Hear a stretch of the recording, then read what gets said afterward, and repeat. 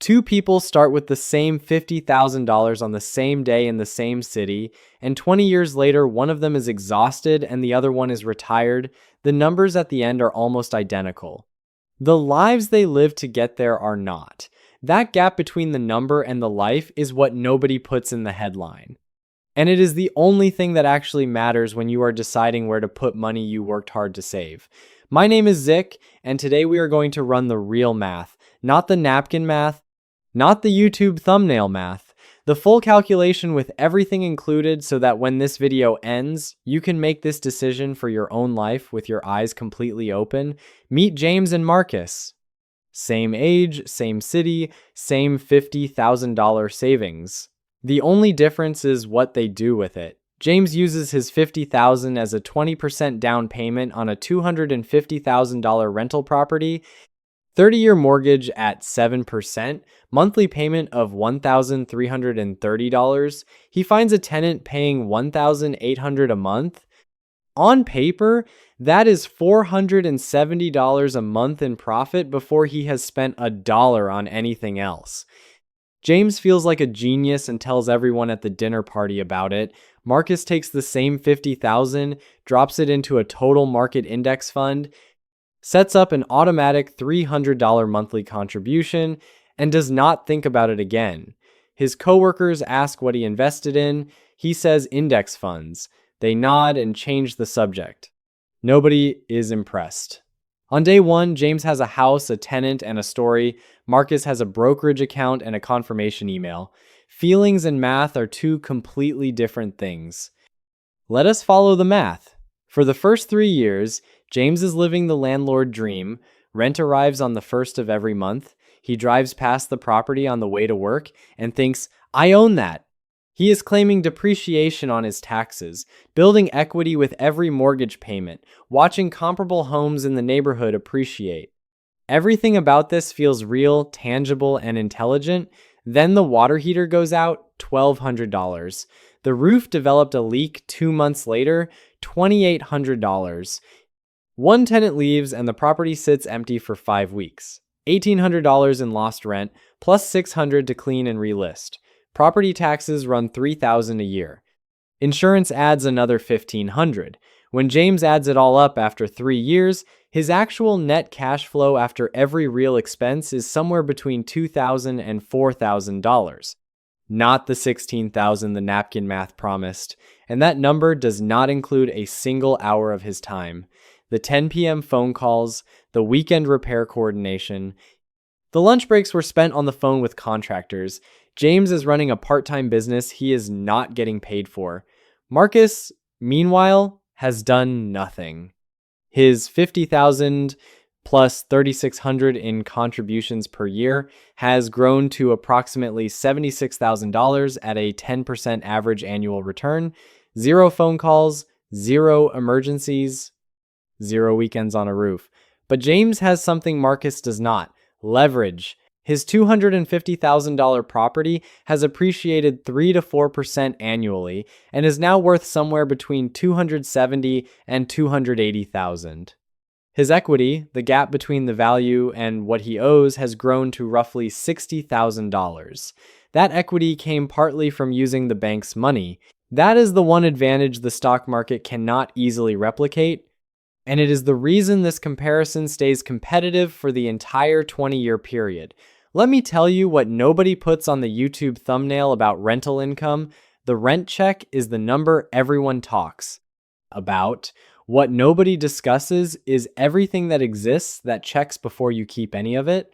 Vacancy runs about 1 month per year on average. That is a full mortgage payment with 0 income to cover it.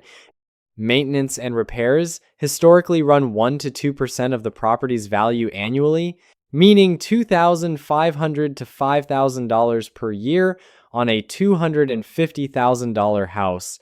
Some years it is a $200 faucet. Other years it is a $7,000 HVAC replacement you did not see coming in August with a tenant threatening to leave. Then there are the capital expenditures that landlords never budget for until they arrive. Roofs last 20 to 25 years, furnaces last 15 to 20, water heaters last 10 to 12. These costs come in chunks of $5,000 to $15,000 guaranteed. If you are not setting money aside every month for them, you are not running a business. You are running on luck. And then there is the risk nobody likes to name out loud. A tenant who knows the eviction process can cost you 3 to 6 months of lost rent plus legal fees. That single event can erase an entire year of profit. Every landlord knows someone this happened to. Many landlords are that someone. If this is landing, take 2 seconds and hit the like button. It helps the channel more than you know. By year 10, the scorecard looks like this. James's property is worth approximately $335,000 to $350,000. His remaining mortgage balance is around $166,000. That puts his equity at roughly $170,000. After subtracting every real cost over a decade, mortgage interest, taxes, insurance, repairs, vacancy, and capital expenditures, his total out-of-pocket beyond the original down payment is somewhere between $20,000 and $35,000. Marcus's portfolio, with consistent $300 monthly contributions at a 10% average annual return, is sitting at approximately $165,000 to $180,000. He put in $86,000 total, $50,000 upfront, and $36,000 in contributions, and the rest is pure compound growth. He spent 0 weekends fixing anything. At year 10, they are remarkably close in total wealth. James might be slightly ahead because of leverage, but James also spent hundreds of hours managing his property, carried hundreds of thousands in debt, and concentrated his entire investment in a single asset in a single zip code. Marcus diversified across thousands of companies and never lost a night of sleep. Now, here is where the story fully separates. By year 20, James's property is worth somewhere between $450,000 and $500,000. His mortgage is paid off or nearly there. His equity is real and substantial. But after 20 years of maintenance, repairs, tenant turnover, taxes, insurance, and at least one major renovation, his total net cash profit above what he spent is somewhere between $40,000 and $80,000, maybe more in a strong market, maybe less in a flat one. Marcus's portfolio, at 10% average annual return with $300 monthly, has grown to approximately $420,000 to $460,000. His total contributions were $122,000. The other $300,000 is pure compounding. No debt, no tenants, no 2 a.m. phone calls about a broken pipe. They arrive at almost the same number. James worked for him. Marcus waited for him. That is the actual difference across 20 years, and only you can decide which version of that journey fits your life. Now, I want to be honest about what Marcus's path costs, because every stock market advocate skips this part. Volatility is real and it is brutal. In 2008, the market dropped 37%. In March of 2020, it dropped 34% in a single month. If Marcus had $150,000 in his portfolio and watched it fall to $95,000 in a matter of weeks, that is not just a number on a screen, that is gut-wrenching. And the data is clear. Most retail investors panic sell during crashes and buy back in after the recovery, locking in losses at the worst possible moment. The strategy only works if you hold through the pain. Most people cannot. There is also no monthly check. Unlike a rental property, index funds do not send you income you can spend in real time. At a 1.5% to 2% dividend yield, a $150,000 portfolio generates maybe $200 a month. That is not replacing anyone's income, and there is no leverage. Marcus used $50,000 to control $50,000. James used $50,000 to control $250,000. That 5-to-1 leverage is the single most powerful mechanism in the real estate wealth story, and it is the primary reason real estate creates more first-generation millionaires than the stock market in most surveys. Real estate also has a tax advantage stocks cannot match, depreciation. Investors can deduct the theoretical decline of the building's value from taxable income every year, even as the property is actually appreciating. That is a legal tax shelter Marcus simply does not have access to. So, what is the actual answer? Here are 4 things you can do this week to make this decision for your own life instead of someone else's. First, calculate your real local rent to price ratio. Divide monthly market rent by the purchase price of comparable properties in your area. If that number is below 0.8%, the cash flow math is working against you from day one. If it is above 1%, real estate has a real argument in your market. Second, calculate your true hourly rate as a landlord.